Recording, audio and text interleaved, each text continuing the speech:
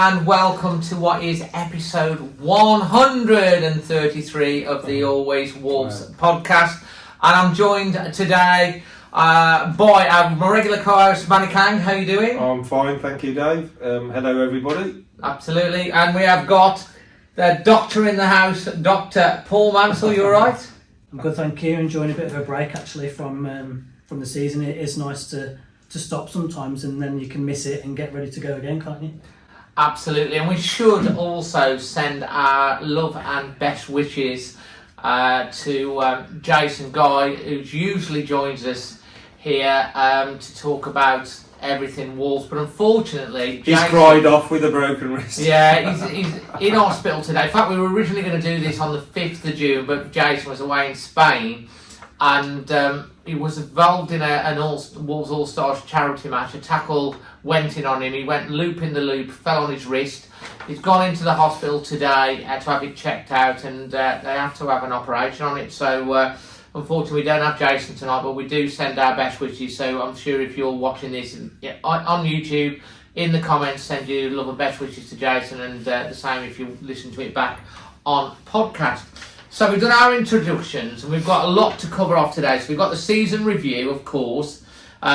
We need to talk about Lopetegui, Monet, FFP. We've got Coady on here as well, but I think we'll have players like Moutinho and stuff like that on there as well. Incomings and outgoings, and we're going to have our awards as well.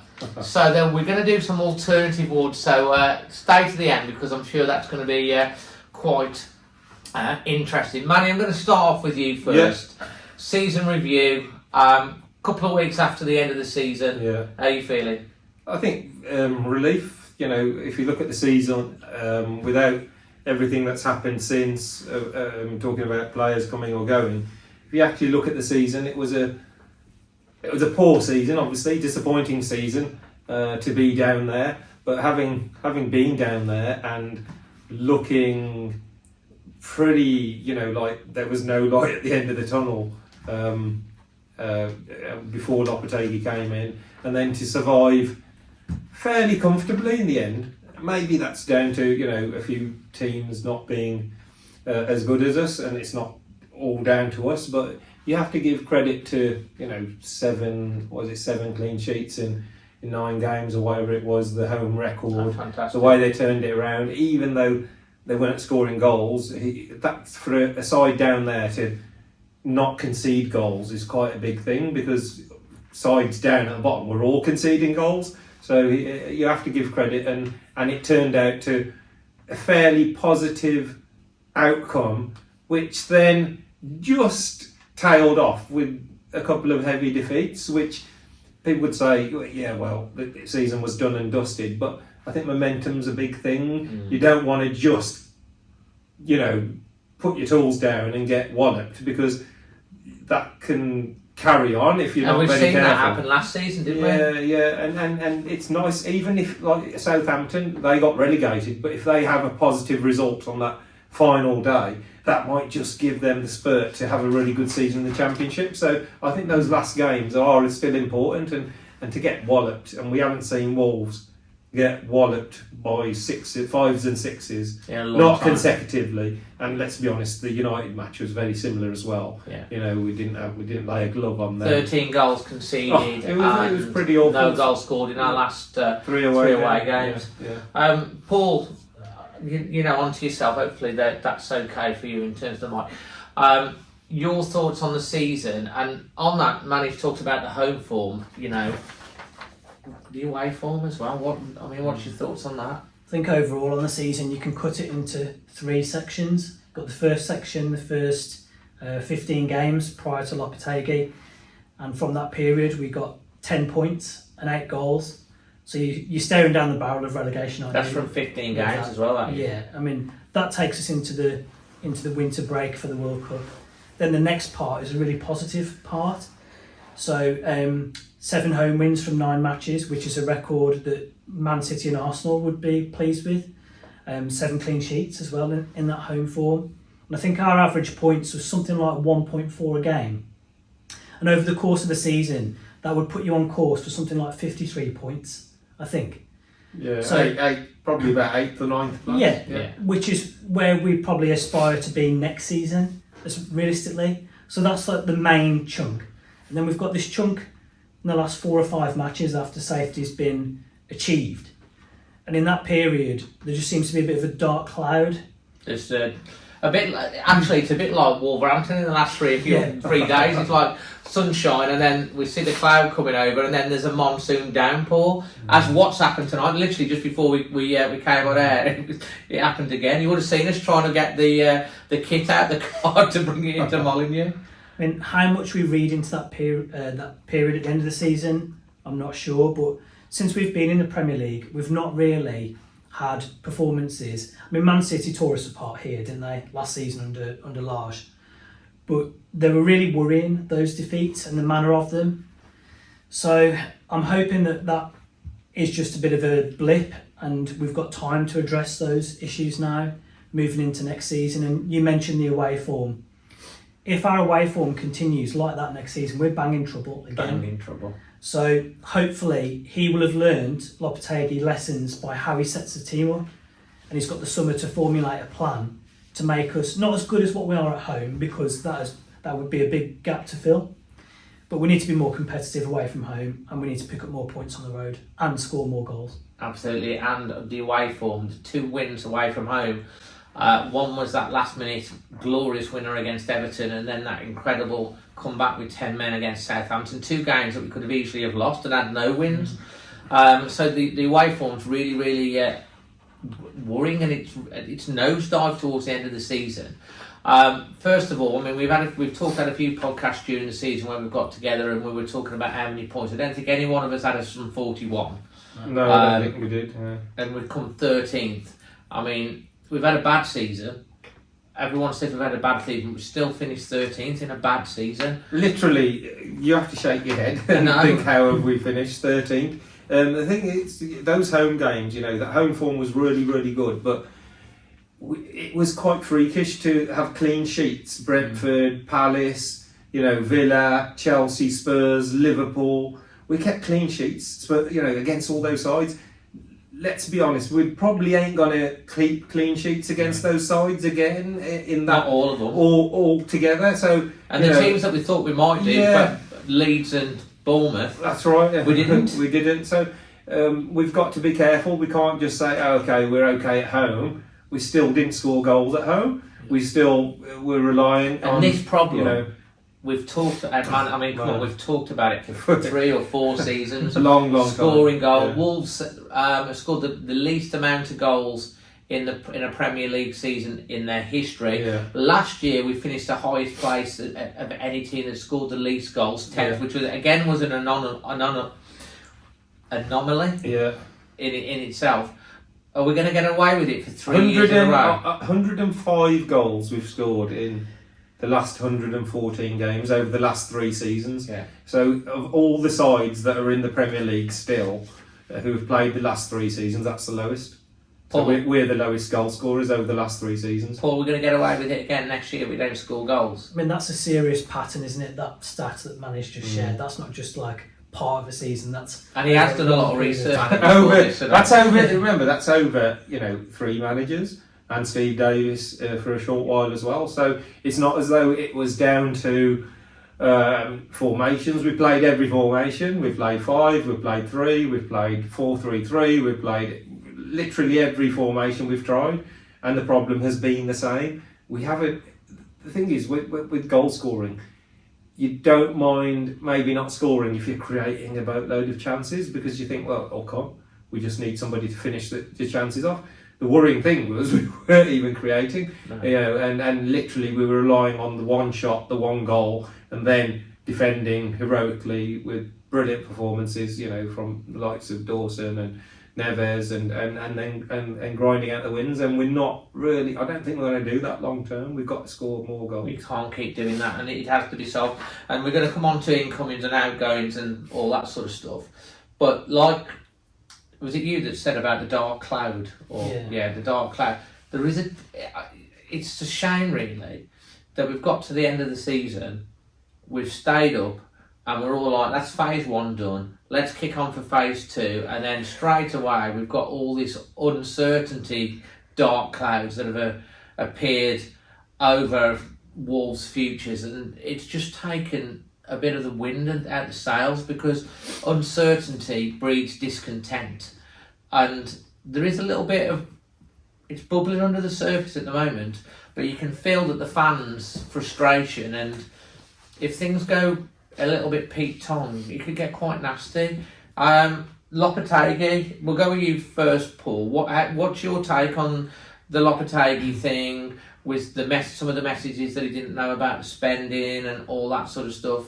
Obviously, we can roll this into the FFP thing as well, and where Wall situation are. What's your take on it?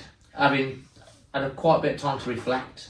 Yeah, it's a tough one, isn't it? Because you want your manager to be honest, and you want to know what's being said and what's going on. But could you look at this situation and say perhaps he's said too much? The reason we're feeling this uncertainty and this dark cloud that's hanging over us is because of the things that he said in public. Yes, some of the results as well, but the worry that he's not going to be getting what he wants and that he might leave because of that. That's what's taken us into the summer feeling a bit uncertain. So perhaps it's best if he just didn't say that out loud. I mean, by all means. And he's used, journalist friends to put out statements as well. That was concerning. I mean, obviously... I wasn't taking any notice until that dropped. No, I mean, Guillaume Balaguer, we know he's good friends with him, and perhaps there was some kind of collusion in putting out that statement. And that was worrying, and I saw, me included, a lot of people having a pop at Balaguer for that, because he'd be better off winding his neck in, I think, because he's not his agent, is he? Well, no, and the one thing that, we're going to obviously get your take on this in a second, Manny, but there's one thing saying that there's issues regarding what he's got to spend, but the next tweet is the tweet that really, I think, got you, wasn't it, about the Wise and Spurs coming in for him. Yeah, that wound me up a little bit. But I guess you could look at it like, you want your manager to be ambitious, don't you? You want your manager to want the resources, to not just have us finishing 17th, but to push us on and challenge him for that top half of the table. So it's good in a way that he is ambitious and he does want that to happen. Well, we all want Wolves to play great football, score lots of goals. We'd like to win a pot. We'd like to be pushing for Europe.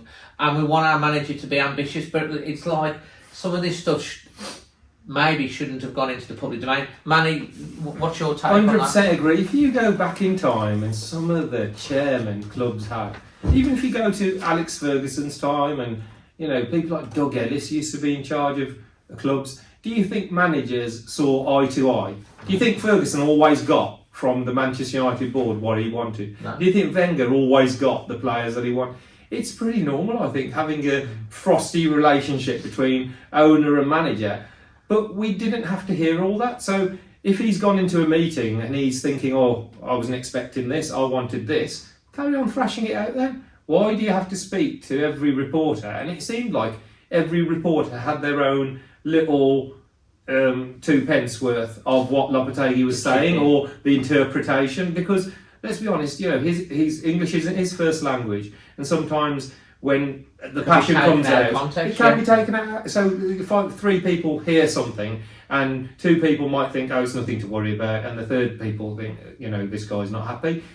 The problem was then the reports coming that maybe this could be the straw that breaks the camel's back, and he's going to leave us, and we're thinking, what? We want our manager to be committed to. Well, that's the last thing that we're expecting at the end of the season. Of course we're not. The last thing we want to do is be in a process of, appointing somebody else. When will that happen? Will that be too far down the line? Will you get time to bring it? So that will create even more uncertainty, unless it happened overnight and it just then could start afresh.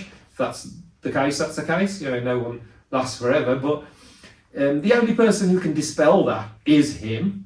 But, literally, all he has to say is, I've got a 2-year contract, 3-year contract, whatever it is, I'm committed to Wolves, and we've got to work hard this summer. And that's it. You don't have to, fans, yeah, we all demand all the information and we want to know everything. But actually, do we? Do we want to know, players have fallouts, people don't get on with each other, but you can still get a team unit, you can still get... Well, an example of that is when Lars came out and had a go at Hoover publicly, and then look what happened after that. He gradually lost the dressing room. He wears his heart on his sleeve, we can see that. He's passionate, he kicks every ball, he reacts passionately, probably too much because he's got into trouble that many times. He missed the end of the season, Lopetegui, with his yellow cards. So he's obviously got that bit of edge, and maybe he can't help saying everything when he's in a press conference when he gets asked. But sometimes you've just got to say, that's between me and the board, and we'll sort it out. We'll see what funds are available, and and to sell players, and for the club, if you look at the club's point of view, to sell players and have a system or a process is pretty normal. It's not, Well, he did come out as well. Lopetegui's part of this. We have to give him a thing. He says, I'm not thinking that I want to get players from the Champions League. We can get players from the Championship and stuff like that. And so he's on about like the right players, because at the end of the day, Lopetegui, wants to build a team. You look at that Sevilla team that he had at the top of the thing, and how they took us apart really in that quarter final. And it takes a manager generally 1, 2 or 3 transfer windows to get the team, and he's got Wolves to a place. He's come in, he's done the job. Phase 1 got us that thing, and he's probably thinking to himself, right, okay, I've done my job. Now I want to take Wolves to the next level, and I want from the owners, from what he's saying, I want you to match the ambitions that I have, because he doesn't want to be in a relegation battle. He wants to be fighting for trophies. He wants to be trying to qualify for the European places. The bit that I find hard to understand is, as an elite manager who understands the game really, really well, how he cannot understand FFP and say he didn't know about it. I mean, Paul? Well, is the problem therefore that he's been told X by the board, and then all of a sudden they're giving him Y? Have they lied to him? Because if they're promising something a few months ago and now not delivering on that promise, then that could be dangerous for their relationship moving forward.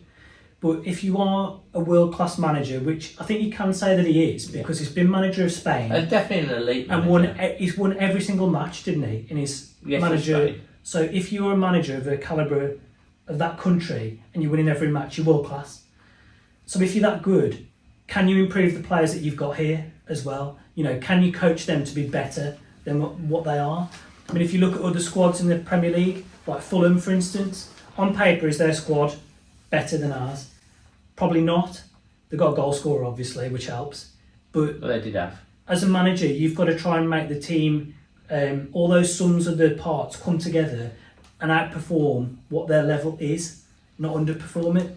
So a dose of realism probably is what he needs as well. You can't sign 6 players in January without any major outgoings and think you can just keep spending and spending, can you? Wasn't there a stat about, I think you put it down on social about that? You've got something on it, haven't you? On the spending. So, Wolves have spent, net spend. If someone's told you back in 2018 that Wolves will have a net spend of 380 million quid. So that's 380 million quid more spent than we bought it, than we've sold. We would be over the bloody moon with that level of investment. Now, it's not Lopetegui's fault totally, that we've spent 200 million on Silva, Guedes, Nunes, Cunha and Smedo. That's 200 million quid. Wow. So that's 200 million quid on 5 players. Yet, we could be shown with Lamina, Dawson and Gomez. There's 30 million quid on those 3. So the level of investment is there for the size of our club, 28,000. Because there are a lot of fans that have this thing that folks that haven't invested, but stat shows that they've broken every transfer record has been broken every season virtually. And the other thing we have to look at is selling players. Everybody sells players. Everybody. And Wolves don't. Wolves don't actually sell players. If you go to their top, I've got their top 8 sales ever. So you got Jota, we knew that. That was a big sale. That Maybe was we how many years undersold ago? it. Yeah, that 3 was years in ago? 2020, 2021. Yeah. So we had 5 windows since then. That was 45 million. Yeah. Morgan Gibbs White is about 29 million with add-ons. Add-ons. Right. We've After got that, 5 you got million coming in, haven't we? 17 million Costa, 16 million Doherty, 16 million Rafa Mir. These are We've all-time we sales. actually got 16 Yeah, million for that was Rafa. great because we only bought him for 2 million. You know, Stephen Fletcher's on the list at 6 as our highest Yeah, sale, and he went in 2012. That was 15 million. Dendonka 15 million, and Benikofobi's number 8 on 13 million. So when you compare that against all the other sides, Yeah. you know, Villa sold Grealish for 100 million. Yeah. You know, likes of, I know Leicester have gone down, but they, to generate money, they've sold Conte and Maguire for 80 odd million pound. They're possibly going to sell Maddison for 60 odd Well, million. he'll definitely go. So even Manchester United have sold players, you know, for 130 million. Was it Lukaku and somebody else brought in 130 million? There was 4 players Man City have sold for a collective 200 million. You know, so you know, we can't just say that we, you know, people label We're a selling club. They do. Oh, we're a selling club. Everyone sells. Yeah. Just you look at it. Everyone sells. I mean, you look at this. Where- Sterling, Ferran Torres, Zinchenko, and Sane for Manchester City bought in 200 million quid. That's fine. They sold 200 million pound worth of players. We haven't. We're nowhere near. Even if you add up our top 10, it's nowhere near that. So we don't really sell players. Maybe we don't sell them at their peak. Look at Brighton, selling players at big fees, reinvesting it, getting the right players in, and improving season by season. So it is possible. And it just seems that you have to balance your books with this FFP. You have to have this sort of incoming, outgoing, and even the big clubs do it. You know, big clubs do it. I guess in some ways, Paul, what Manny's highlighted there, that net spend, but what is the actual value of the money that they've actually spent in terms of the quality? There's the issue, yeah. Yeah, it's not necessarily how much you've got to spend, it's how well you spend what you've got, isn't it? Last season, actually, I think I saw a stat that what you spend as a correlation with performance was about 80% in previous years. But the season just gone, it was only worth about 50% of your overall league position. Is that right? Yeah. So it's not all about how much you're spending, it's about how well your team's coached, what your mentality is, how well you prepare, how many points you can pick up away from home. It's spending, what you've got to spend is not the only predictor of success. No. So, like what Manny said about Dawson, Lamina, Joe Gomez looks like a bargain as well. Yeah. You know, it's about the quality of your recruitment, and Brighton are the masters of Oh, it. you can't fault. I mean, what they've achieved and done. I mean, it's they're exactly where we want. They're to be. nowhere in the list of the net spend. I know. They literally just sort of break even. They don't have a net spend. So they're not actually They're such a ploughing well-run club. huge amounts of money in. What they're doing is they recognise their manager came straight out and said, we're going to lose Caicedo and McAllister. He said it after the last game. He just came out and Right, said right. it because that's what's That's going to set the happen. expectations. And so it's I- like, and they're selling those players at the peak. and they've With got 3 or the- 4 years, probably less. I think on McAllister had 1 year. Yeah. Is it? Well, I don't know what it is, but they've still got a deal that can go up to 55 Yeah. million. So they've still, you know, He's a World Cup winner. 2 years ago or a year ago, we might have thought Neves 60 million that could do it. But now, you know, FFP can change because with a year left, Neves might only bring in 35 million. So then we've got a bit of a hole that we've got to plough with, maybe selling another player. And then that might be where Lopetegui thinks, oh, I wanted to keep him. Why are you saying we've got to sell him? You know, and I don't know, but those things happen in boardrooms. Surely they happen where you have disagreements. Well, you told me this, you told me that, and you just thrash it out. It's get your not head- the sort that you generally air No. unless there's a real frustration. And we know that Nuno and Jeff bumped heads back in the day, and you know, congratulations as well to Nuno. What was his name of his team? He just won the Al Ittihad, is it? Yeah, well done. You know, fantastic. Apparently, he's after Moutinho as well now, and Kante and Benzema and stuff. But they're all off over there. But anyway, you're right what you're saying in terms of that. But like the value is some of the blame on the recruitment team. Obviously, we saw sellers that went, as well as large and stuff like that. Where do you sit some of that? Yeah, definitely. Because based on that stat that Manny shared, the net, not gross, but the net spend being over 350 million, it doesn't take a genius to work out that if you run a business like that and you keep going like that, you're going to be in trouble, aren't you? Because what's going to plug that hole, that hole in your finances? So yeah, I mean, recruitment in general, I think you can't just say it's only been bad or it's only been good.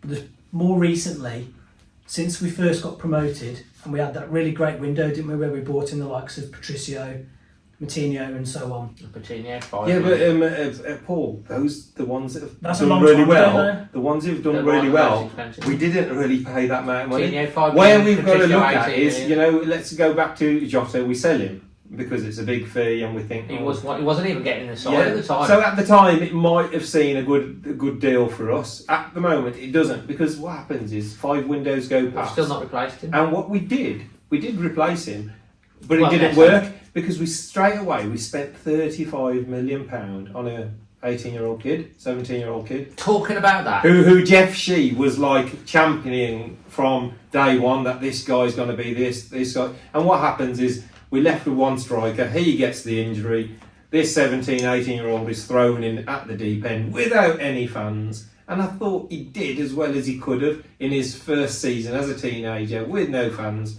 Scores, against the Baggies home and away. Imagine the adulation he would have had if fans were in there. So we were left with that, and he's not the replacement yet, and now we've lined him out. And there's uncertainty there whether he wants to come back. I want to come in he's on that happy, because you're bringing up Fabio Silva. Yeah. Obviously, how many goals has he scored? 15 goals, 15, I think. and there's quite a few assists. 2 different. More than goals. what our strikers have scored. It's 2 years on. Would you bring Fabio Silva into the squad as a potential starter or off the bench for next season? Yeah. Go on, Paul. Go, Paul. Should the question be, why wouldn't you bring him in? Yeah. When he's just scored 15 goals, numerous assists as well. He divides opinion, doesn't he, Fabio? A lot of people say, he's not good enough, it's a championship thing. But when I've seen him, even like when Manny, you were saying at a young age, his movement, but he never had the people to pick the movement out and pick his runs or anything. And now he's stronger and more experienced. Yeah, well, I want to just touch on a point that you said there. I think as a forward line, we're way too static. We're so easy to play against, and we have been for such a long time. You look at the other top teams, and they're so fluid. They're running behind. They're really difficult to mark and play against. And what Fabio Silva can do that's different to what we've got is make those runs in behind, make those runs in between the fullback and the centre half, drag people out of position, pop up in the 6-yard box as well. So why wouldn't you bring him back when he's just been off the back of a really good season? He also looks very strong, and also he's strong mentally because we've seen him step up and take important penalties for PSV. Well, he scored that winning penalty for him, didn't he? Exactly. So He's scoring goals like the types that we want to see, getting on the end of things. So if we go to Fabio Silva's not our player, and this 20-year-old has scored 11 goals for Anderlecht and PSV, and he scored 6 goals in for the under-21s for Portugal in only 8 games. Wow. Right? That's what he's done since he left here. So since he's left here, he's scored 6 in 8 for Portugal under-21s as well. We would say, yeah, we'd be interested in him. That looks like a good striker to go for. yeah, And he is ours. already ours. He is ours. So what? Is it true that he's not happy, or is he just because, when you play for a team and you love... I know what you're going to say. I'd love to be here next year, but like when you've been stuck in front of all their press, you're not going to say no, are Of course you? you're not. Gonna say- And he's had a wonderful time. He's obviously made friendships there. He's a lad growing up. He's going to be. He's learning all and the the time. fans love him there. And the fans, and that's all he wants. And remember, he played his season for Wolves with no fans when he was put right in the deep end, and he scored 4 goals. Guess what? That's more than Most of Raul, our Costa, and put together. Klajic and Juan put together. Neto. Yeah, probably put together. He still scored more than those people put together. So, and he was a teenager. So yeah, it wasn't great, and he missed chances. But I would rather have my striker because he missed some Getting in sitters, the didn't position. He did. He missed some sitters and some headers where he's heading, but he was in the position to do that. So And if you keep getting in there, eventually it goes. Because strikers do go. I'd have him back in a heartbeat, and I just see him and the infectious nature of Cunha, because he's such an infectious person, such a bubbly person. That's the kind of person that they would probably really hit it off on the training ground, out of work, off the pitch and on the pitch, and they just might compliment Kuna's each come other. out with a lot of positive comments about playing here. Maybe sometimes the price tag, okay, the 35 million. If he'd have bought him for 15 million, people wouldn't have been so much on his thing. Kuna, maybe we played a little bit over thing, but they needed to bring things. But you've seen a lot of promise with Kuna and stuff like that, and if you get the right partner, it could work. Obviously, we've got Sasha coming back as well. We don't really know what we're going to get with Sasha, do we? Because he was only on the pitch for 30 minutes and then he's got injured, so you don't know how strong he's going to be. Although he was here to do his lap of appreciation for his 30 minutes, and I have to say, I have played on the pitch. Both me and Manny have played more on Molineux pitch than when he ran onto the pitch, my son actually shouted, "Don't run! You'll injure yourself." He jogged onto the pitch to join the team. Whilst we're talking about the striker situation, Costa's gone. Obviously, we know Raul's still here. Obviously, we had the issue where he didn't come on to play, and he was quite emotional. He played the last match of the season, didn't really get much of a thing. But Lopetegui's come out and said he still has a year left on his contract. Paul, do you expect Raul will still be here at the start of next season? I find the situation really confusing. Yeah. Go back to the end of February, start of March. Fulham away, got an assist, played really well. Yeah. And then we thought that's it, he's back. Yeah, but he also followed that up with a good performance.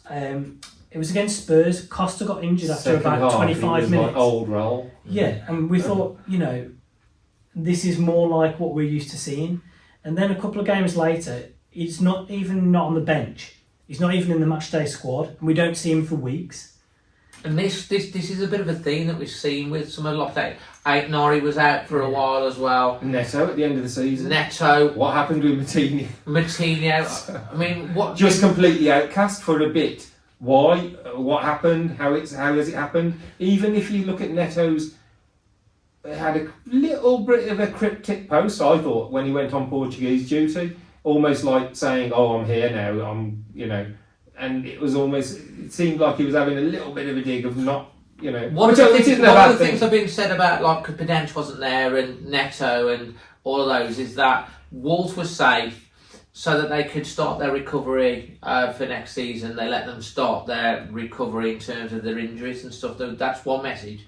But the thing that I still can't get my head round is 5'7" of football heaven. Yeah.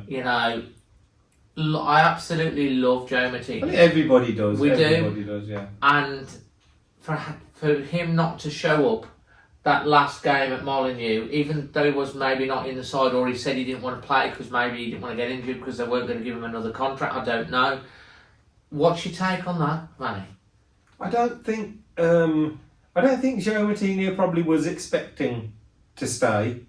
I know for a fact for the last 2 years he's wanted a 2-year contract. He's only been given a one year. It's been right last minute. But the thing is, Joe Moutinho has always been one of those complete, I'd say, model professionals.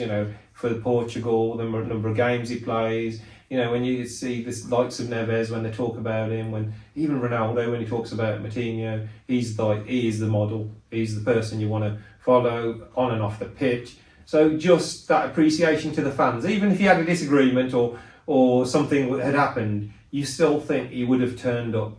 It's left a sour taste. That is a strange one, and only he will be able to obviously explain that if he wants to. Obviously, Wolves completely and utterly.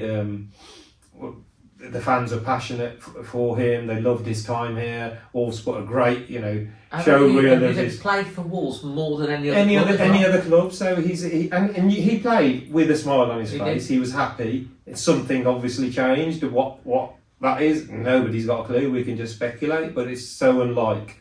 I sort of got to see him at the training ground. A couple of days after. He was signing. Yeah, he was the one missing because we went to the hotel and he wasn't there. And they said, oh, he's not even in the squad. He hasn't even turned up to the hotel. And that was the last game here, and it was a bit flummoxed there. So it was nice to see him. He was with Neto. They were in the same car, which was interesting. Was Neto wasn't there on the final day either. So he seemed really happy and jolly, and met all the fans and chilled out. Pretty.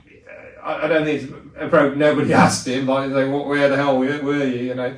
But some things obviously happened, and yeah, wish him well. I don't think, for me personally, it doesn't sour his 5 years or the amount of years he was here. You know, he contributed massively. He was one of the greatest footballers we've seen. A slightly black market. Yeah, hopefully, one day he'll say something, and it'll put our minds at rest, because it's just one of those things. Because we haven't really, because had a social media post saying, as a lot of them do, about my time, and there hasn't been a comment at all. Paul, getting to the mind of Moutinho, what we're thinking. It's another confusing episode, isn't it? It's interesting what you just said. I know he reshared some of the people's posts that they've done online, but we've heard nothing from him. Nothing like a very simple, had a great 5 years here, thank you to all the fans for the support. There's been a wall of silence, and something must have gone seriously wrong. But whatever's happened, I still don't want to use the word upset, but I'm surprised that he wasn't out on the pitch on the last game. I think you were a bit upset. There's a lot of people were a bit upset about the fact that he didn't come. I think as a fan, as most fans, we've loved these players playing for our club, and we knew maybe the last time we're going to see them at Molineux, and we wanted to show them the love and the appreciation, and for them to have a lasting memory of them leaving. And we weren't able to have that shared moment with Moutinho at Molineux. If you think about Raul, Raul was left out. He wasn't brought on. He sort of went off in a huff. But he still had the moment. He did. He still came and appreciated the fans. You could see he was emotional, because obviously his future was in the air as well. Yeah. So they still, even though he might have had a falling out or a disagreement, that's completely unlike a player, just not to then turn up, just to, everyone turns up for that because it's just a done thing. So, it was a shame, and it was a shame for the fans who gave him so much love. But it's gone now. It's history. It is what it is. And I think, as Paul said, there's a lot of things that have happened towards the end of the season, whereas we thought we had so much certainty, right, we're going to stay up, happy days, now we're going to kick on. And then all of these little things all add up to this cloud of uncertainty, this fog that we're not really seeing we can't see the picture of what really is happening. And this comes down to, in some ways, to, is it Lopetegui's management style, confrontation with the board, with the chairman? Is it the same in the dressing room with the players? Is it my way or the highway? I think if you look at the Nuno's, when Nuno was there, when people walked in, he walked in the dressing room, apparently went quiet. We saw what happened with Barry Douglas. It was a similar situation. Is he stamping his authority down and setting the standards, which is a good thing, but how's his management at times? Does he, like what you say, does he tend to go off a little bit? I don't know.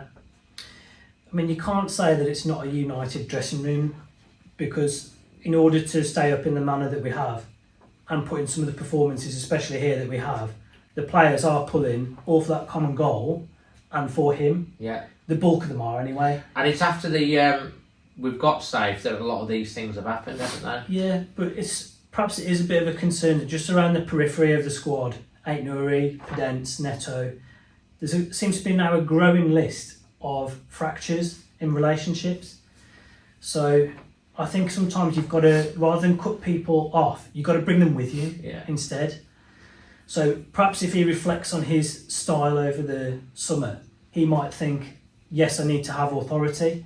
Yes, I need to be the person who makes the decisions and in charge. But instead of alienating people, I've got to bring the people who are on the edge with me and not turn them away necessarily.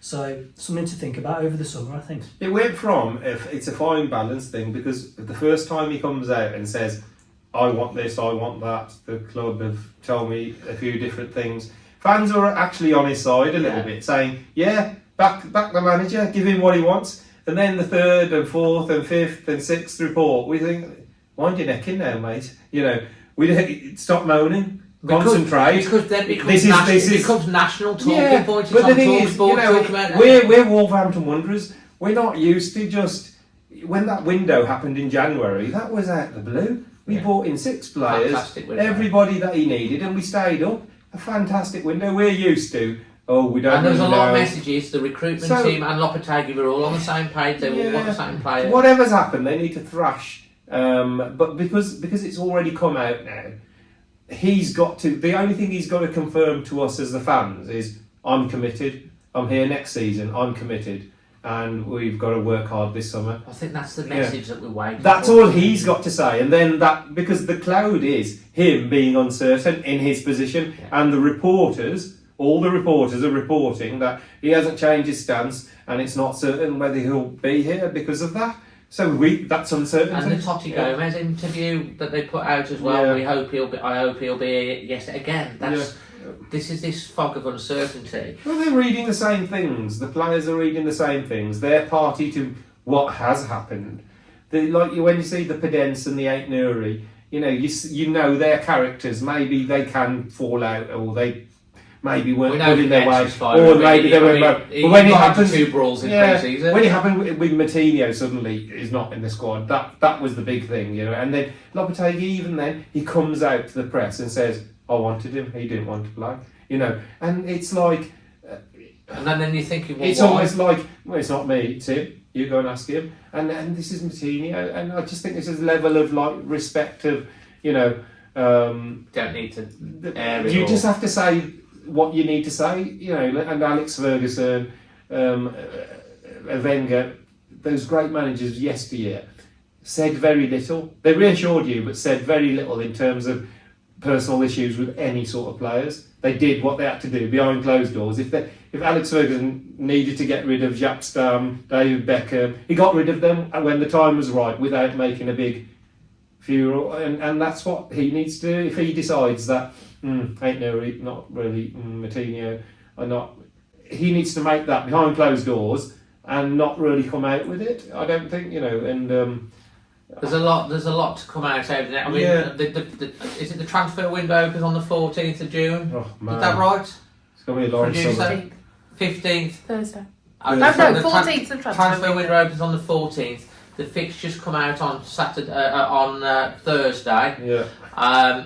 Is it true that we've not had a home match the last? Well, we can't play Leicester away, can we? So that's good. No, they can't play Leicester away first match of the season. We always tend to be away from home, don't we? We were at home the first year we got promoted against Everton. Which is a big... And we were away from home the last match of the season as well. Be interesting. Okay, we're just going to... Just little sidetrack. Who do you want first match of the season? Do you know what I want? Manchester City. Yeah, I want the... Get it out of the way. I want the big... Because they're probably still drunk from the treble. They get good. The longer it goes on, the better they get. Let's have Manchester City and United. We did get them as our second game, didn't we? In that first season back, and we got a good 1-1 draw. I want City first game or first or second game. That'll do us. Yeah, give us the big boys early before they really hit their stride. Dave, there's the potential that we've lost 5-0, 6-0, and we get hammered another 6-0, and that's like. So I don't know. Maybe you have to rethink that. Adama Traore. So many players to talk about. Adama Traore. Your thoughts on that? Because he's out of contract. He's free to talk. So we know that Lopetegui wants to keep him. Yeah, but it's gonna be normal for for reports to come out that X, Y, and Z are interested in him because they don't have to pay a fee. So people are going to talk to him because he has that one ability of not scoring goals and not assisting. Now, at that pace, people know that it frightens people, and in a certain league, in Turkey or maybe Saudi Arabia or somewhere, he could probably, do really, really well because the level of opposition isn't as great as the Premier League. So it's obvious he's going to talk to people. But if nobody comes in, nobody buys him, no sign, then he's still. Would you like to see him still at Wolves next year? I think we've got to change. I don't want to see potentially any of those wide forward players, Pedence, Guedes, Traore. I'd be happy with all of them going. We need a new approach. We don't score goals. We do not score goals. These players do not score goals. We've seen it for how long? So we need to bring in people who will assist and score, know how to cross a ball. Well, Adama, for you, what's your thoughts? I agree with what Manny said. I find myself changing my mind on him within a game. How much does he actually really want to be here when he's had this contract on the table for a long time now? If he really wanted to stay at this club, he would have signed it before, I think. And over the last 3 years, we've really struggled for goals. We've really struggled to create goals. Perhaps he's been part of that problem. Obviously not the only reason. Although to be fair, the last game against Arsenal, the only player that was really putting a shift in or anything.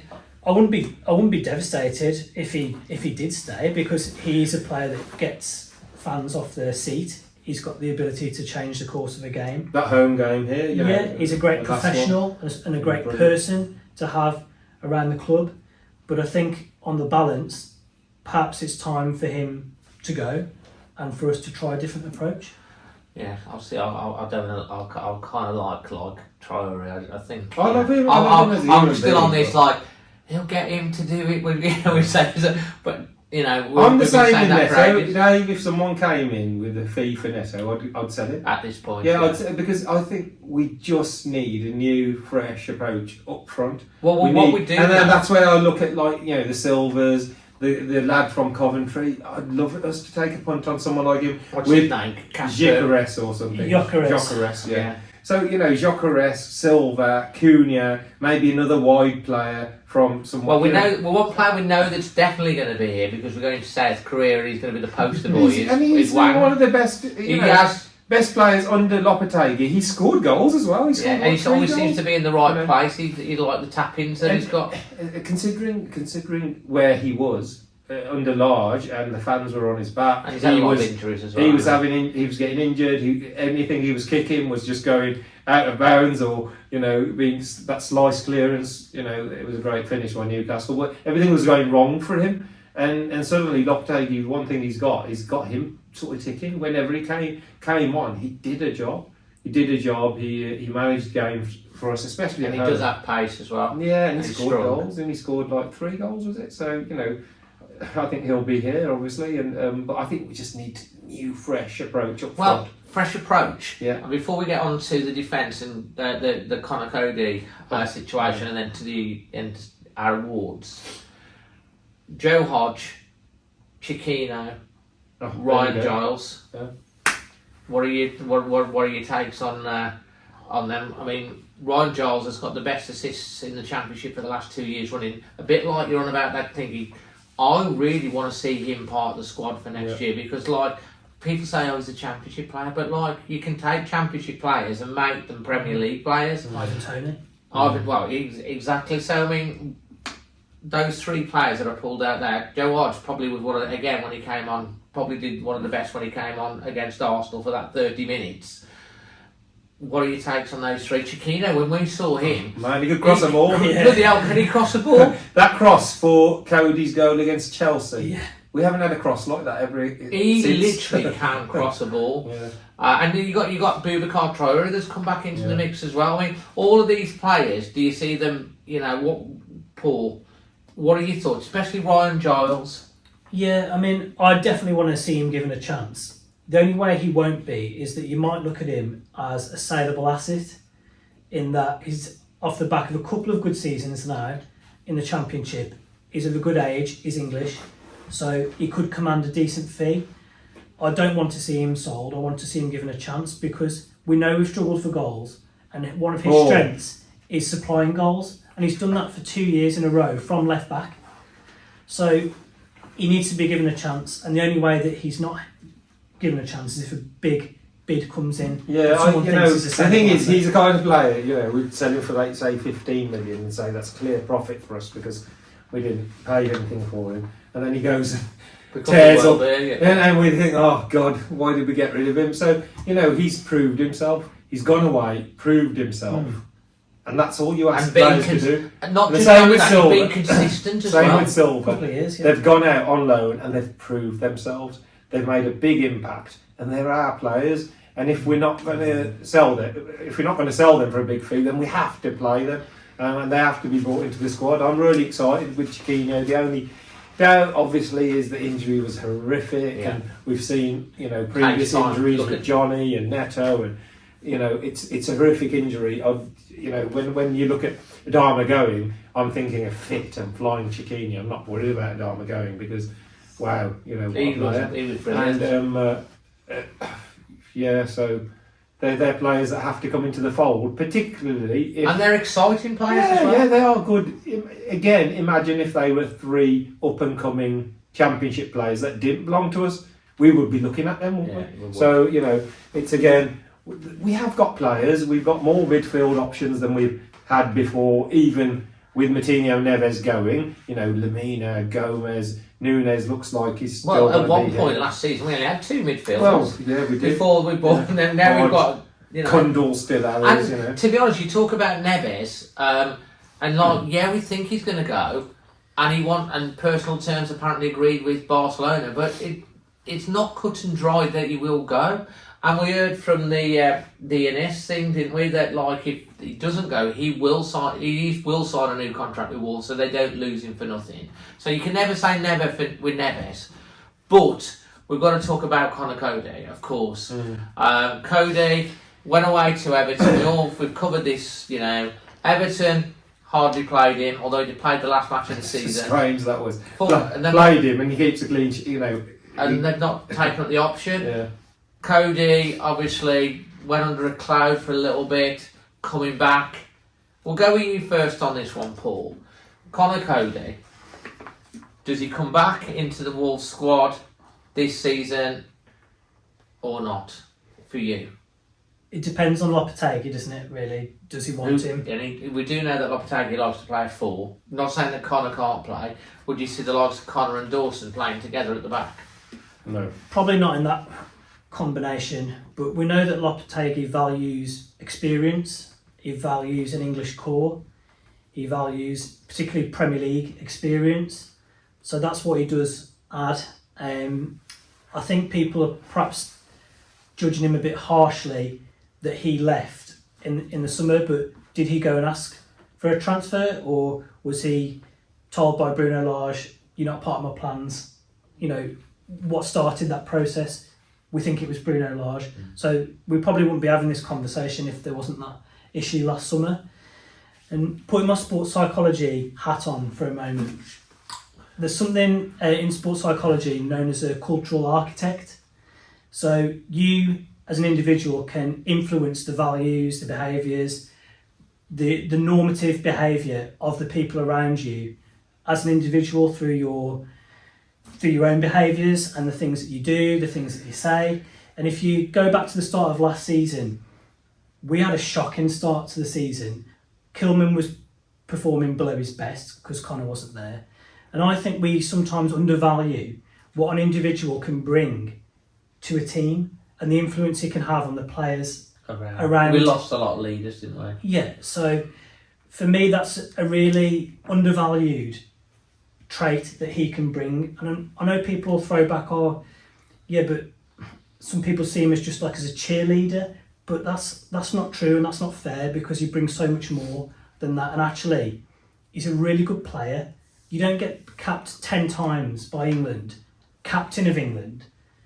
You don't finish 7th twice in the Premier League and get to the quarterfinal of Europa League and play every match if you're not a good player. So I think that debunks the idea that he's not a good player. But I think generally more people than not want him to be there. But for me, I would love to see him back in the fold and to see how he fits in. And even if he's not playing, you can guarantee that he's going to be doing the right things around the camp to boost the other players as well. I did a video recently about Conor, and I'm saying probably about 70-75% of people that commented on that video wanted him to return. I think Conor Coady will go. You do? I think it probably Sheffield United, in his like that. mind he's already looking to go. The problem with Conor Coady is everything Paul said is correct. For me, he was the best captain I've ever seen at this football club in my time. The captains I've seen, his leadership was exemplary. His, the bonding of the team, the things that he did off the pitch as well. He was very infectious. He's very easy to get on with. Probably every player in the dressing room loved him as well. But technically, we know that he's an expert in playing a three at the back. Everton needed a result.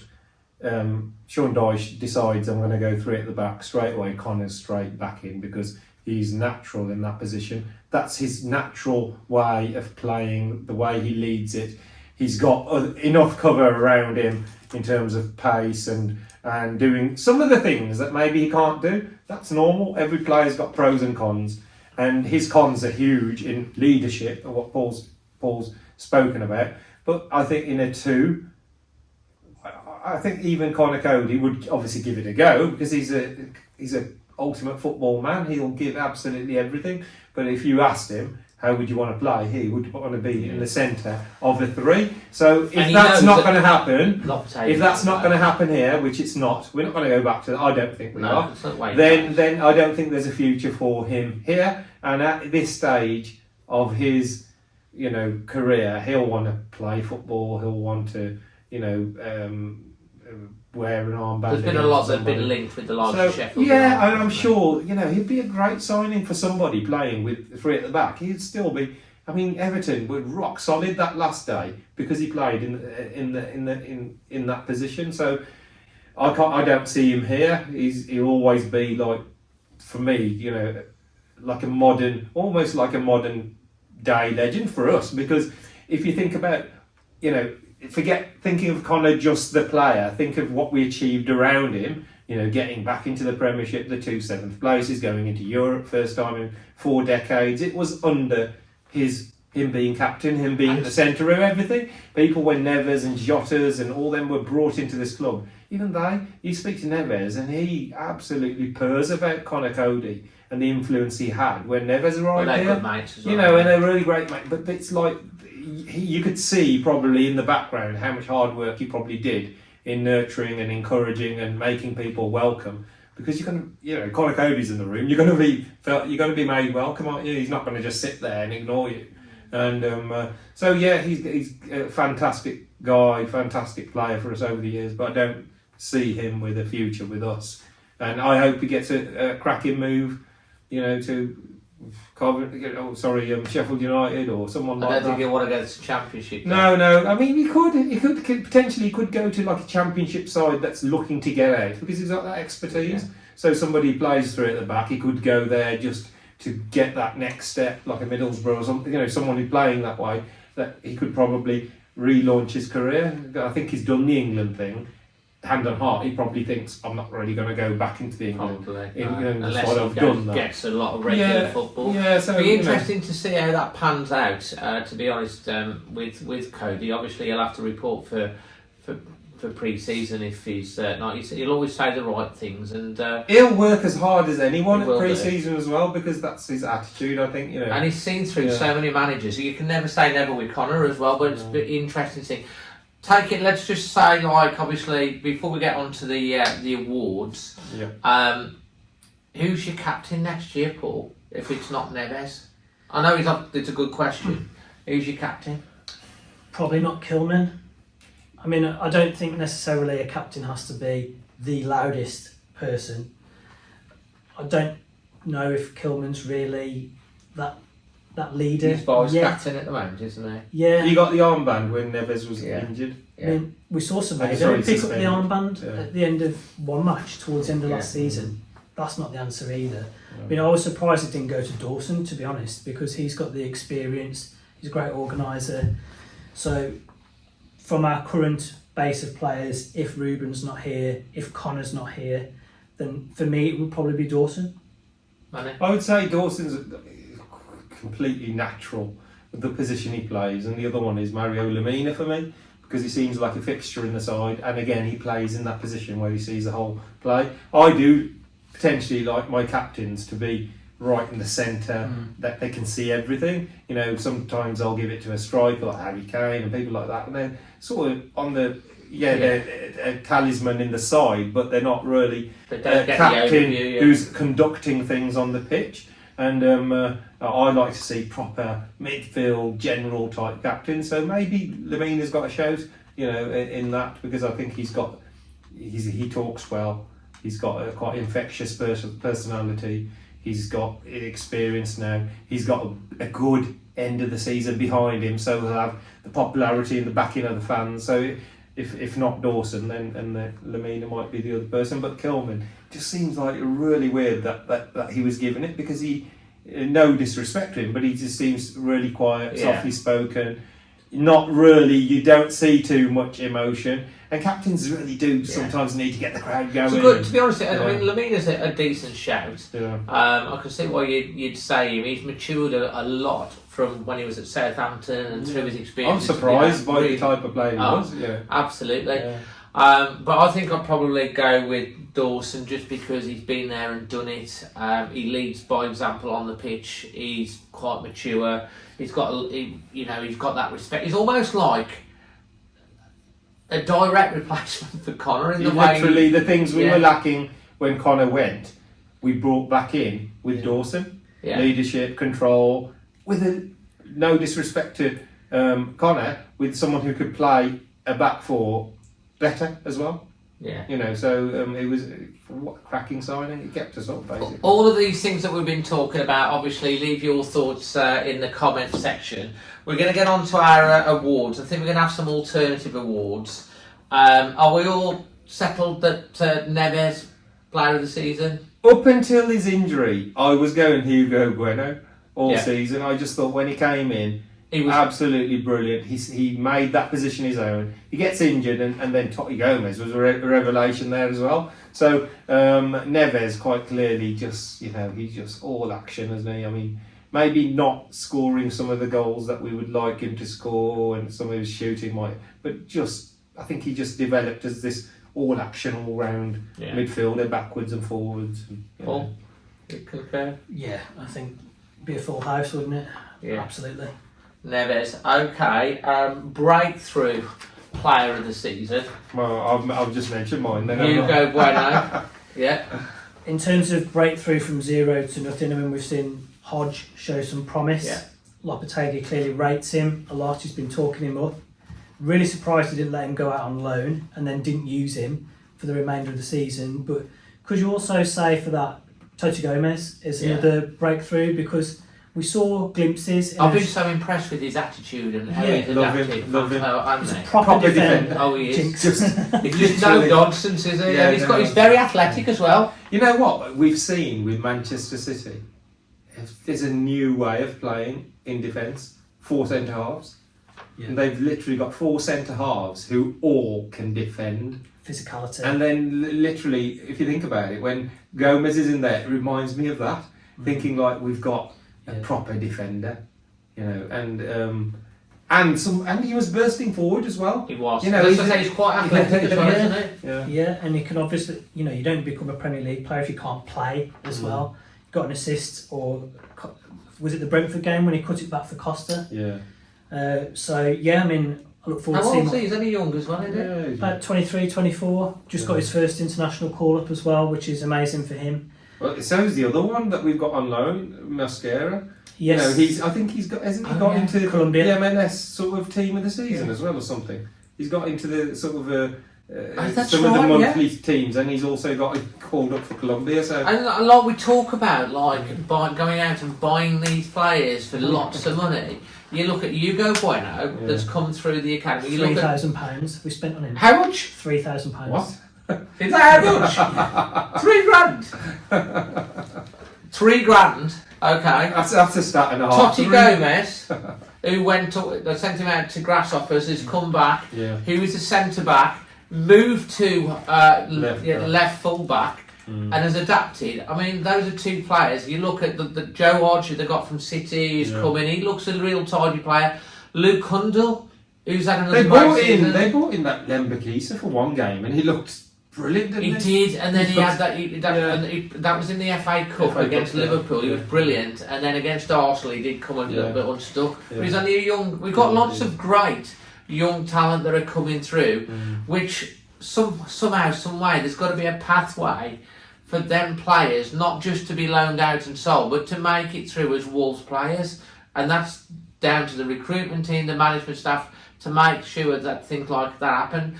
Hugo Bueno only got into the team because of injuries. Yeah. And then Nuri was ill at Palace the night before. Yeah. Yeah. And he played, and he set the goal up. Exactly, and sometimes these things, they would never have got that opportunity, but sometimes they need to. And I know it's hard in the Premier League. The thing is, if you've got like a Man City whose first team are just steamrolling everyone, And the second team. So you can understand a Manchester City academy player not really going to get into that squad. Yeah.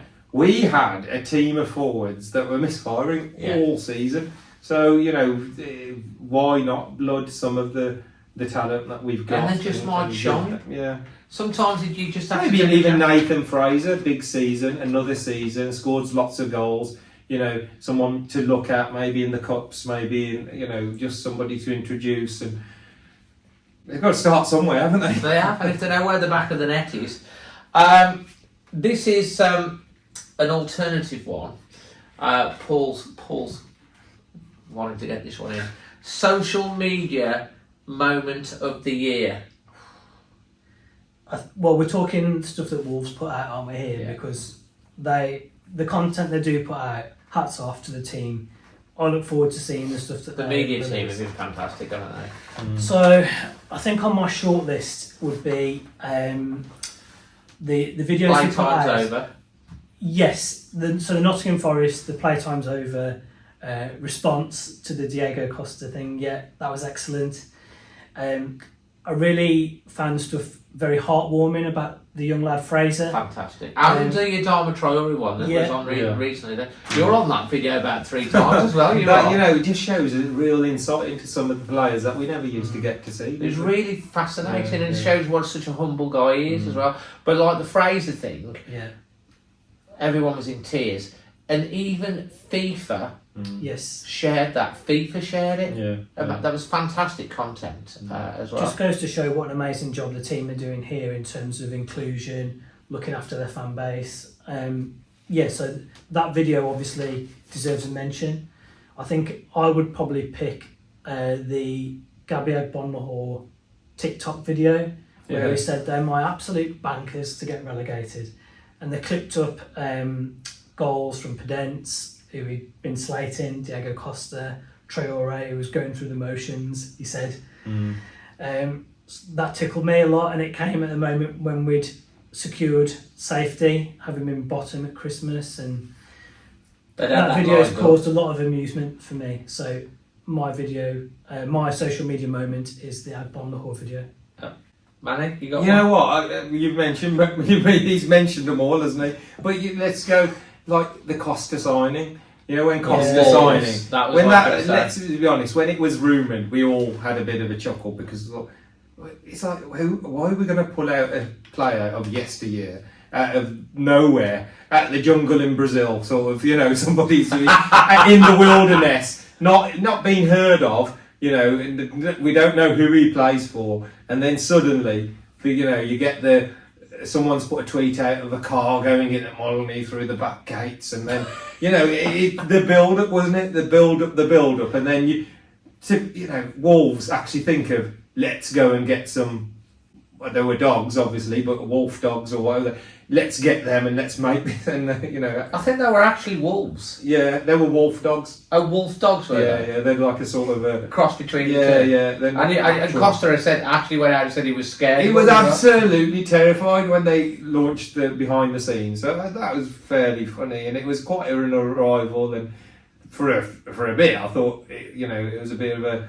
It didn't really work out, but it was key at the end of the day. He was sort of key right at the end of the season. In the crunch, and he was what a joker. Every video, every training session, and I think we'll probably miss his antics because it brings people together. But as they say, it's better than to have loved and lost Well, it was Not a short. long-term. We always knew it was going to be a short-term thing. It's not a long-term thing. He's not one for the future. He's not going to score a hat full of goals. I'm just glad he did score, Yeah. because to have gone with left Wolves with one more red cards than goals. My social thing, because I was going to go with that one, but also I think we need to mention Free Joe Gomez. Yeah. Absolutely. That's a big moment. And it was, to be honest, that What a campaign, What a sign. not only what a signing, I think he's going to be a fantastic player for Wolves, and his attitude looks bang on. And we saw him today. He's on the Wearing his beach in Wolves Brazil shorts. playing volleyball, wearing his Shorts. Wolves kit. But from what he's actually said, that Free Joe Gomez campaign massively influenced him. They want me, the fans want me, I'm going there.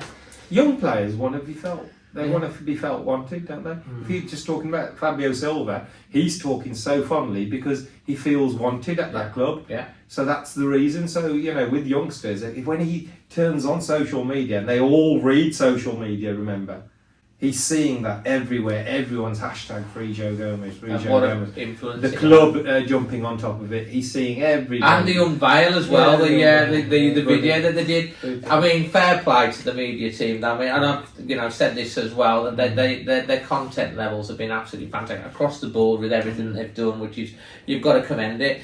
Okay, most important goal of the season. Oh. I know we've only had 30. I will go with, there's two for me. There's two. And one is the first game, Lopetegui's 8-0, but I'm going to go for Pedence at Forest. Yeah. It was an awful performance. Yeah, It good, good shout, to be rubbish. fair. That It was rubbish. Had they have beaten us, we couldn't have said anything. you know, had they have beaten us, it was like Sorry, proverbial yeah. 6-pointer type game. And that goal was, I think, huge, because our away form was rubbish anyway. Yeah. So on the road, that was, and then we followed it up with a home win. So I'll just say that one because it was. I think that's a really good shout, to be horrific. honest. I remember us coming out after the game and saying, like, we got Yeah. away with it, really, because we were never in the game. Here's But- another one, but I'm not going to mention that because one of you will Go probably on, mention go on then, Paul. Yeah, If we Manny's, don't mention it, you can say it. Yeah. Manny's highlighted some good ones, but I mean the Southampton That's the one I was. performance. Yeah. He wanted that. The whole you've just been talking about Joe Gomez and the Yeah. signing, and that this was his debut. Don't forget, and we were down to 10 men. He wasn't even known as a goal scorer. Yeah, down to 10 men after half an hour. Also a goal down, and then somehow in the second half we turned the game on its head, and Diego Costa's introduction made a difference as well. But that goal on 87 minutes, pandemonium in the away. Oh, it wasn't it just. It And was don't like, forget, I mean, we don't score many goals anyway, but away from home, it's been really slim pickings, hasn't it? So that moment really put distance between us and them, but also showed how the squad, the players on the pitch, were fighting for that common goal. Absolutely. No, absolutely. Well, and thanks for pinching that What are one. you going for, Dave? Well, I mean, the only other one that I can mention, other than that one, is the Everton goal, last minute goal, and that was, I mean, literally, I think I'm on the chair, where I'm standing on the seat, with my scarf going and stuff like that for about 5 minutes after the game, because it was such a great, important goal. And all these goals that we've mentioned, the Forest, Crucial. Everton, Against teams that were Southampton. around you. Had we have lost or dropped points in the games, it could have made a big difference to the table towards Just the our end of the season. mentality, our confidence, everything. So they were absolutely crucial games. One result if you could change one result, what would it be? There's a few, isn't there, that would change. Don't pinch Manny's. I've He's got- bagged yeah, it. I've got He's already I bagged think I it. know what he's going to say, so I'll Because he said say he bags it before. Yeah, I'll say a different one. That Leeds result here in March, 4-2. I mean, we'd also recently lost at home to Bournemouth. We were really still in trouble. And the manner of the defeat and the types of goals we conceded. We were 3-0 down, weren't we? At one point. The weather was foul as well. It was just, there was a red card. It was just a horrible, horrible day. And I think Leeds are a team that we always want to try. They and get- didn't win again, I think, No. after that. They're Went always down. a team that we want to get one over on anyway. So yeah, I mean, I'd change that one. And also another mention. I'm not going to steal Manny's thunder, but Leicester at home, October kind of time, 4-0. They had come off the back of did they lose 7 out of the first 8 matches. Yeah. And I was really, really concerned after the manner of that defeat. They scored with every shot they had against us. It was almost like Southampton all them years ago. Apart from against Southampton, we played well. Yeah, so if I had to pick one, I'd say the Leeds one, and I'll let Manny pick what he wants. Right, now he has bags in this before we started, so that's what it is. Go on, Manny. Now, you know, the FA Cup is always special to Wolves fans and just to this club. And we went to Anfield, a place where we've, you know, in the cup, remember we beat them 2-0 in the cup. 2-1 wasn't it in the end? 2-0, remember we beat them with Stearman and Wyman. 2-1 wasn't it? Because they was got a goal late. It was a late goal. I always remember it as 2-0. I never remember that one. So, you know, we went there and we played a second team, didn't we? Well, we saw the line-up. When we saw the line-up, they were playing the full side. And we absolutely were brilliant that day. We were like, took the game to them. We looked like scoring. We were, you know, on the front foot. And then obviously we'd scored, didn't we? And we all celebrated. And then the mystery of the, you know, the missing camera angle. And now the VAR have said they're going to introduce 4 new camera angles next season for offside decisions. And, you know, so that was horrific. So I'd change that because what a moment for Gomez that was. And that potentially puts us in the next, and you don't know where that takes you, you know, and you could easily find yourself in the latter stages. Well, that's one of these things, isn't it? We do, I mean, like, you know, we might not be winning the Premier League or getting the Champions League or, you know, but cup. Yeah, it's winning the cup. We want some silverware. Yeah. Want to win something. It'd be nice. I'm okay. You know, we won the Asia Trophy and all of these, but no, like, you know, it's mine. I'm gonna go with, that's a good one, but like, I'd like that penalty to be given away at Newcastle when Jimenez is brought down, you know, and I think we score that goal, we win that, it gets sent off, we win the game. So, you know, it is a long way to go. It was a great weekend. I mean, this guy, you know, is crazy on a night out, and he does like to sing. What's your song that you like to sing? I think we were all singing a bit of I wanna know what love is. Yeah, we're singing that. I'm sure that video will surface one day. I'll show you after, mate. It was funny, yeah. There's one though that we haven't mentioned, and I thought Manny was going to say this. Forest away in the cup. In the cup, yeah. Again, the League Cup. Penalties. When he takes his shoe off and you don't a chance to how many penalties did we not get given that were like, it's like crazy. They tried their best, did they not? Yeah. But we still stayed up regardless of all of that. That would have been a semi-final, and yes, it would have been Man United over 2 legs. But you're in a semi-final and you've got a chance of getting to a final to win some major silverware, and we should have won that game. And we were the better side in the second half and everything, but we didn't happen. And in the end of the day, Forest played an extra couple of games and they went out. But like, that was my silver line at the end of the day. Oh, well, they've got to play an extra couple of games, but they stayed up as well. And so we've covered all of those. Do we have any others? Best tackle. Oh, best tackle. You know what? I don't know if there's one tackle, but I'll just give it to Craig Dawson. You know, just being in the way of things at home, especially. You know, there were times against Villa and Palace, and there was a few matches here where we'd gone 1-0 up. And he was literally throwing himself left, right, and centre. And you know, I can't think of an individual. When you think of best tackle, all I think about is Ryan Bennett. Remember all those years ago against Chelsea? You know, nothing. I think equals. Well, I've got one. Have you? Go on, go. Yeah, Lemina. First game he comes in. I think he makes a statement tackle. Okay. I remember everyone talking about that. He's like committed, takes the ball. Centre of the pitch, set a standard straight away. Yeah. About you? I can't think of one specific tackle. It's definitely not Collins on Grealish earlier on in the season. I changed Grealish's season, that did, I think, for the better.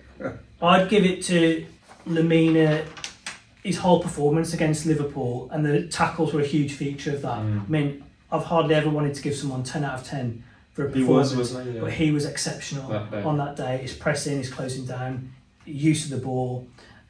So can I say that from a game rather than one specific tackle? Fantastic. Yeah, anything else?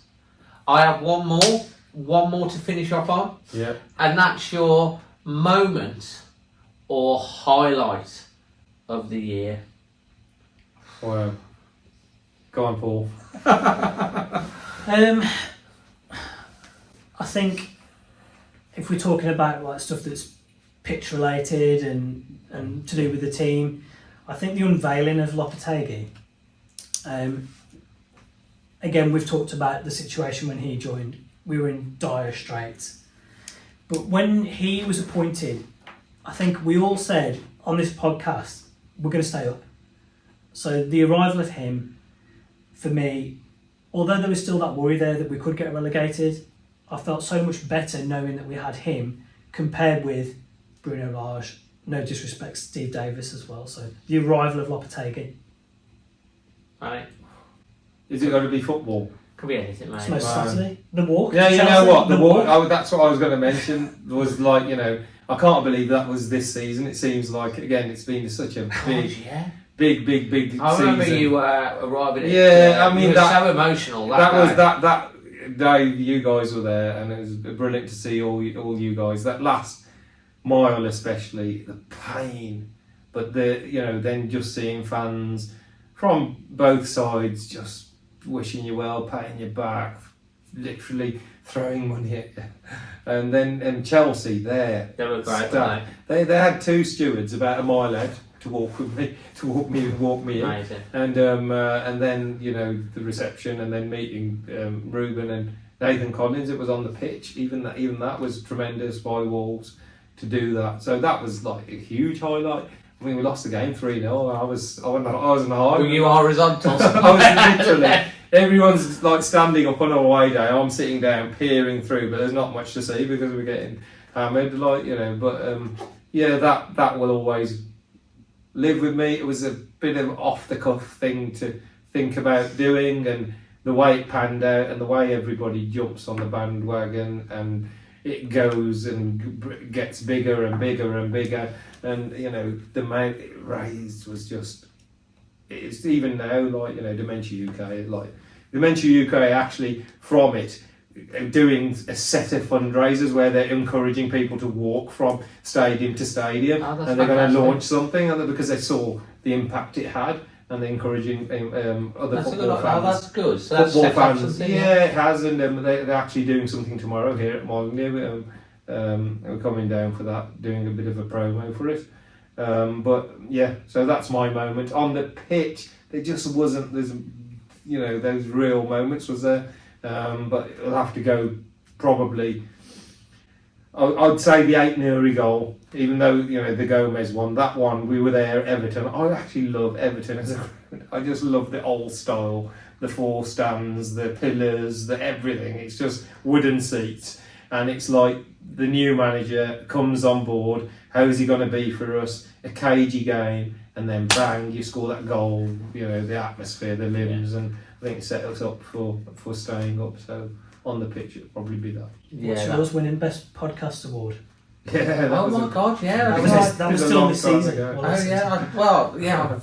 I mean, so many, personal I mean, ones. yeah. I mean, from like a person from the team, obviously that was surreal. Huge achievement. That Surreal was, at the so I didn't even cross my mind. But yeah, I mean, obviously we're incredibly proud about that, and yeah, I mean that's definitely a highlight. And that was in Manchester. We flew out the next day to Morocco on holiday, so that's worked out really nicely. So yeah, that I think the Everton thing that you said's good. The Southampton away from joy, absolute joy, and why we go through these miles that we do. Both of those things were just incredible. But like for a moment of just sheer wonderment and bedazzlement and sheer shock, that Mateus Nunes goal, Yeah, against. I mean, like Chelsea. where? I mean, like it just came out of absolutely nowhere. What a strike in a goal! We thought the chance had gone, and then it's in the top of the corner, and it was a fantastic goal. And he's a player that I think has so much ability and talent, and we haven't. I mean, Lopetegui has said we haven't really seen the best of him. I think At home, he came good though, didn't he? Yeah. That run at home. Oh yeah, He came good. yeah. And the concern, like, is going forward, we need a lot more highlights, a lot more joy, a lot more celebration, and less stress. We don't want to Goals. We need to more be goals. enjoying watching the football and scoring goals, and we've got to improve our away form because the difference between the home form and the away form has been crazy. But yeah, I mean, guys, rating out of 10 for the season. It's hard to give it one global rating because, as I said earlier, you put it in different segments. Overall, can you give it much more than a 5? Because at the start of the season, did we want to finish 13th? No. Did we want to be bottom at Christmas? No. So overall, probably like a 5. But in the Lopetegui period, there's a lot more signs of optimism. 1.4 points a game, so that would put us on course where we would want to be more so. So I'd probably give that more like a 7. Okay. But still some serious issues So to that address. said, the first part was about a 3. What about you? The first half of the season, 15 games, that's like, your rock bottom 10 points, that's like 1 or 2, isn't it? But then if someone says you're going to finish 13th, I know it's just so, it seems so false. Because we've had a crap season, we've 13, still got to then it's a huge achievement, isn't it? But the quality of football, not having enough goals, getting absolutely hammered in a couple of matches at the end of the season, you can't really give it more than a 4 or a 5 at best. So. Yeah, well, I'm kind of the same. I think, a 5. And the one thing I will say, we've had a bad season. In all the seasons in the Premier League, the lowest Wolves have ever finished is still 13th. But I'm hoping that the shock waves that have happened this season for the likes of Fosun and everyone, the eyes are wide open now. They do not truly want to be in this position again next season, because you've seen the likes of Southampton, you've seen what happened to Leicester. Never said Leicester they've and Leeds, they've gone down. And we are the gift that keeps on giving Wolves, because Huddersfield, if any team wants to do the double over us, Luton, they're going to get 9 points next season. and they'll 6 get of them 6 will again.